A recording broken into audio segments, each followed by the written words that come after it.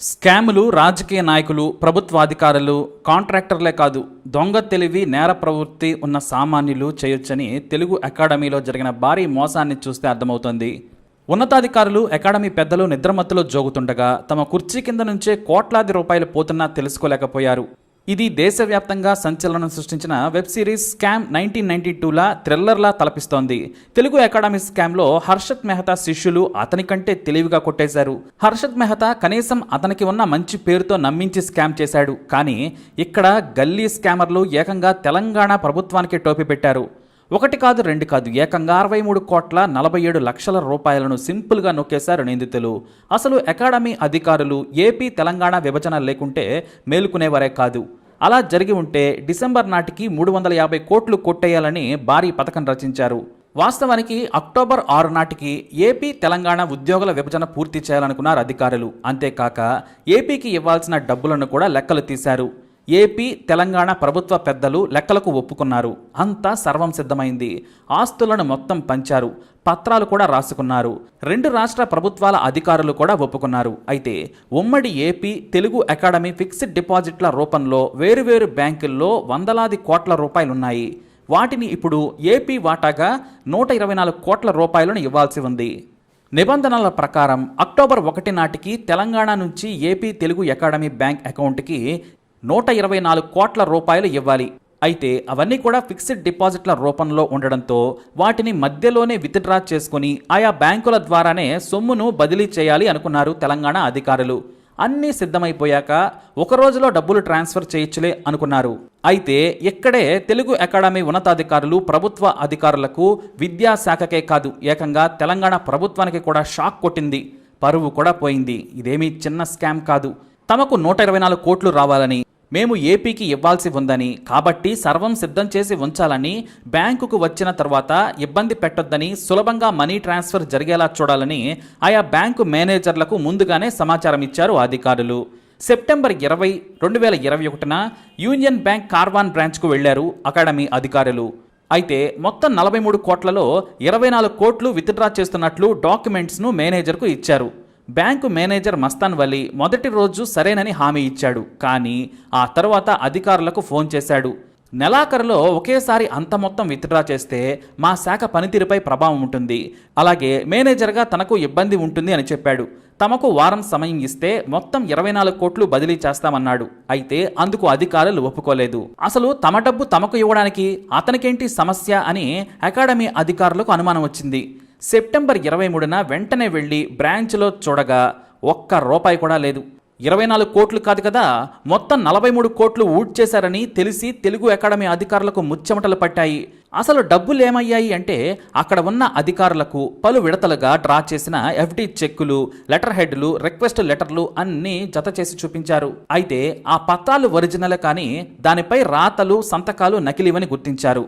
ఆ డబ్బు హైదరాబాద్ సిద్ది అంబర్ బజార్లోని AP mercantile cooperative credit society అకౌంట్కు మొత్తం వెళ్లిపోయాయని బ్యాంకు సిబ్బంది చెప్పారు. తమకు తెలియకుండా అంత సొమ్ము ఎలా వెళుతుందని బ్యాంకు మేనేజర్ను నిలదీశారు.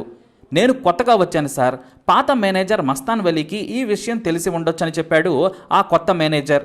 దీంతో తాము ఎక్కడ జైలుకు వెళ్తామో అన్న భయంతో తెలుగు అకాడమీ అధికారులు, విద్యాశాఖ అధికారులకు అసలు విషయం చెప్పేశారు.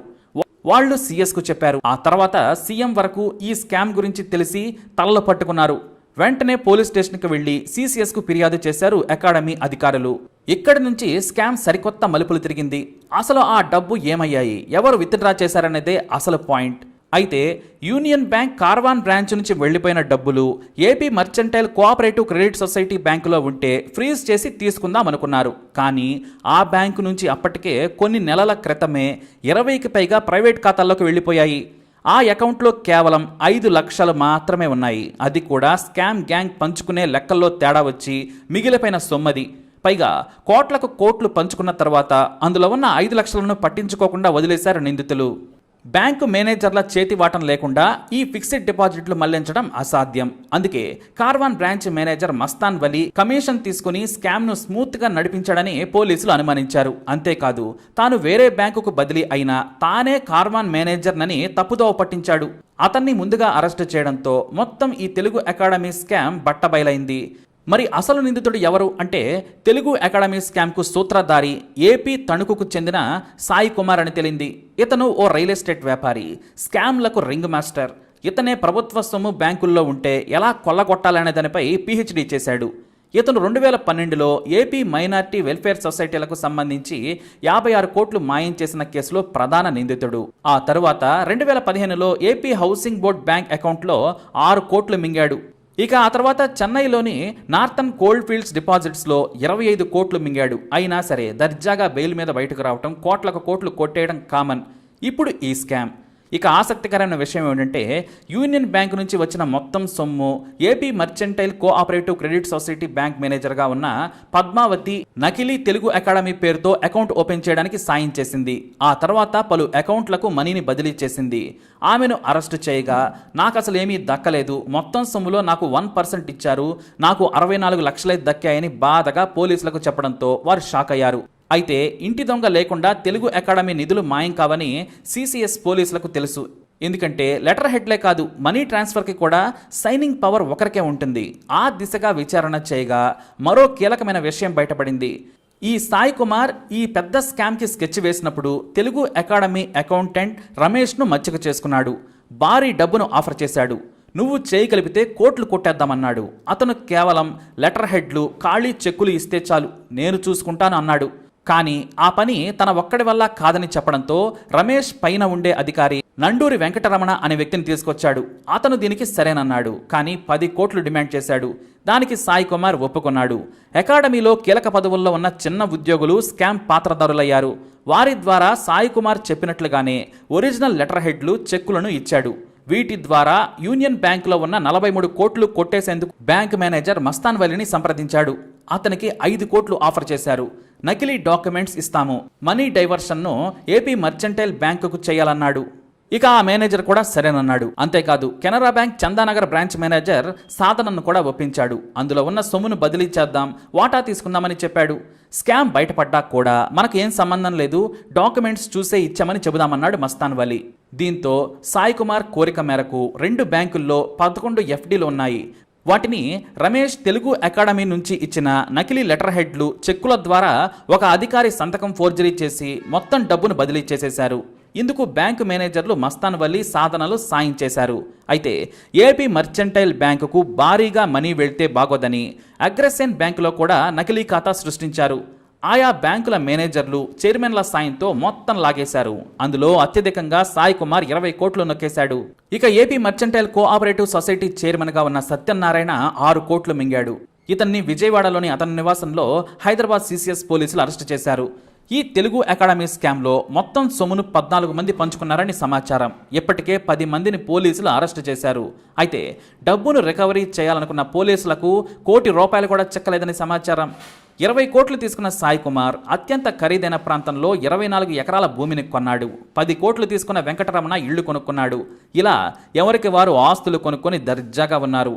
మరి డబ్బును రికవరీ చేస్తారా లేదా అనేది తేలాల్సి ఉంది. అయితే ఇప్పుడు తెలంగాణ నుంచి ఏపీకి వెళ్లాల్సిన సొమ్మును మధ్యలో గద్దలెత్తుకుపోయాయి. మరి ఏపీకి డబ్బులు ఎవరిస్తారు?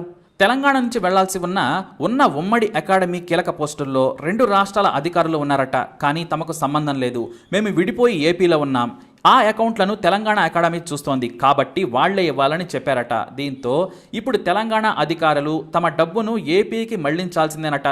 ఈ స్కామ్ కారణంగా ఉద్యోగులు విభజనతో పాటు ఇతర కార్యకలాపాలు కూడా ఆగిపోయాయి. ఇక తెలంగాణలో ఈ స్కామ్ బయటపడడంతో ఏపీ ఇంటెలిజెన్స్ అధికారులు వివరాలను ఆరా తీసి సీఎం జగన్కు కూడా విషయం చెప్పినట్లు టాక్. తెలుగు అకాడమీకి ఏ సంబంధం లేనివాడు, అలాగే తెలుగు అకాడమీలో చిన్న ఉద్యోగం చేసేవారే ఈ స్కామ్కి ప్రధాన సూత్రధారులయ్యారు. బ్యాంకు మేనేజర్లు అందుకు సాయం చేశారు. అందుకు ఏపీ మర్చెంటైల్ కోఆపరేటివ్ సొసైటీని వాడుకున్నారు. ఇది ఈ స్కామ్ పూర్తి వివరాలు. మరి ఈ స్కామ్పై మరిన్ని అప్డేట్స్ కోసం మా ఈ ఛానల్ ఫాలో అవ్వండి. తప్పకుండా సబ్స్క్రైబ్ చేసుకోండి. ఈ వీడియోని లైక్ చేయండి, షేర్ చేయండి.